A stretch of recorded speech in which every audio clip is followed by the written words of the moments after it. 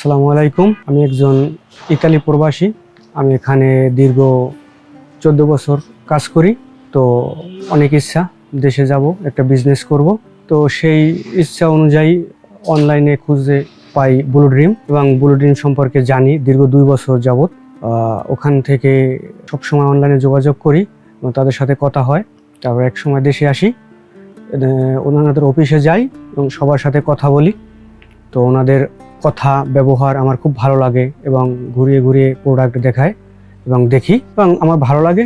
পরে তাদের সাথে একটা এগ্রিমেন্ট করি পিরোজপুর সদরে একটা ব্লু ড্রিম শোরুম নেওয়ার জন্য। আমার শোরুম পিরোজপুর সদর, শহীদ ওমর ফারুক রোড, বড় মসজিদের ঠিক আরপারে দোতলায়। এবং আমার ইচ্ছা এখানে একটি শোরুম হবে এবং সব শ্রেণীর মানুষ কেনাকাটা করতে পারবে।